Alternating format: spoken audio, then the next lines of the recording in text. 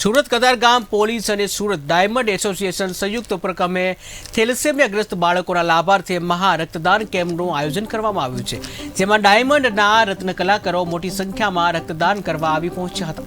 મહાનગરપાલિકાના mayor Dakshesh Mavani, police commissioner Ajay Tomar, diamond એસોસિએશનના વિવિધ હોદ્દેદારો સહિત કતારગામ વિસ્તારના ભાજપના નગરસેવકો, પોલીસના ઉચ્ચ અધિકારીઓ સહિત મોટી સંખ્યામાં લોકો ઉપસ્થિત જોવા મળી રહી હતી.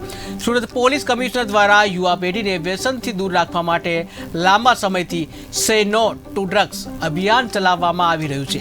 મોટી માત્રામાં ડ્રગ્સ ઝડપી પાડવામાં આવ્યું છે. સુરત પોલીસને સફળતા મળી છે અંગે અને આરોપીઓને જેલમાં ધકેલી દીધા છે. સુરત પોલીસ દ્વારા શહેરના તમામ પોલીસ સ્ટેશન વિસ્તારમાં થેલેસેમિયાગ્રસ્ત બાળકો માટેના લાભાર્થે રક્તદાન કેમ્પનું આયોજન કરવામાં આવી રહ્યું છે. આજરોજ કતારગામ પોલીસ અને સુરત ડાયમંડ એસોસિએશનના સંયુક્ત ઉપક્રમે મહા રક્તદાન કેમ્પનું આયોજન કરવામાં આવ્યું છે. મોટી સંખ્યામાં રક્તદાતાઓ રક્તદાન કરવા પહોંચ્યા હતા. સુરત શહેર અને જિલ્લામાં થેલેસેમિયાથી પ્રભાવિત દર્દીઓ માટે ક્યારે પણ રક્તની એટલે બ્લડની અછત સર્જાય નહીં અને કોઈને રખડવું ના પડે, ટળવળવું ના પડે, એટલા માટે સુરત શહેર પોલીસ દ્વારા એક મિટિંગનું આયોજન કરવામાં આવ્યું, જેમાં તમામ બ્લડ બેંકના મહાનુભાવો મિત્રો હાજર હતા અને આ નક્કી કરવામાં જોઈએ કે દર મહિને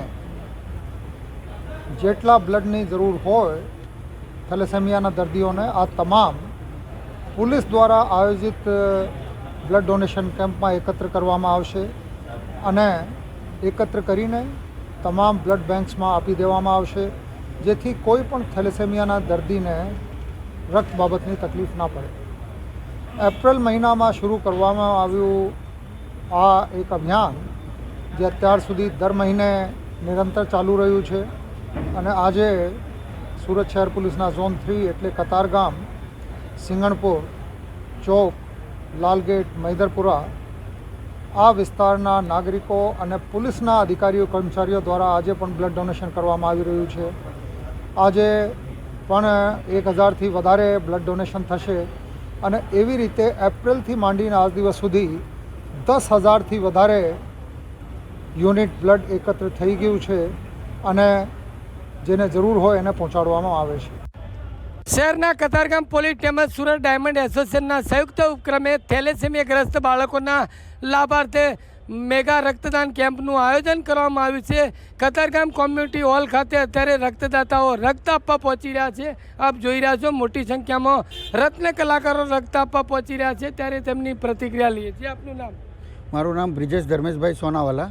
કયા ડાયમંડમાં ફેક્ટરીમાં કામ? હું શ્રી રામકૃષ્ણ એક્સપોર્ટમાં કામ કરું છું અને અમે અહીંયા બ્લડ ડોનેશન માટે આવ્યા છે અને બ્લડ ડોનેશન હાલની કન્ડિશનમાં હજુ જેટલું બને એટલું કરો. બધાને માટે એક સેવાનું કાર્ય છે અને બ્લડ માટે કોઈને તકલીફ ના પડે એની આપણે એક આ પહેલ કરી રહેલા છે. ત્યારે કોઈની મામૂલી જિંદગી બચાવવા રક્તની જરૂર પડે છે, ત્યારે મોટી સંખ્યામાં રક્તદાતાઓ રક્ત આપવા પહોંચી રહ્યા છે. અન્ય કેટલાક ભાઈઓ સાથે વાત કરીએ. આપનું નામ? યસ, પંકજભાઈ મોદી. ક્યાં પહોંચ્યા આપ? હા, ક્યાં પહોંચ્યા? અહીંયા કોમ્યુનિટી હોલમાં રક્તદાન કરવા. કેટલી વાર આપે રક્ત આપ્યું છે? મેં 4 વાર આપ્યું છે, આ 5મી વાર આપવા જઈ રહ્યો છું. ત્યારે આપ જોઈ રહ્યા છો મોટી સંખ્યામાં અત્યારે રક્તદાતાઓ અત્યારે રક્તદાન આપવા પહોંચી રહ્યા છે.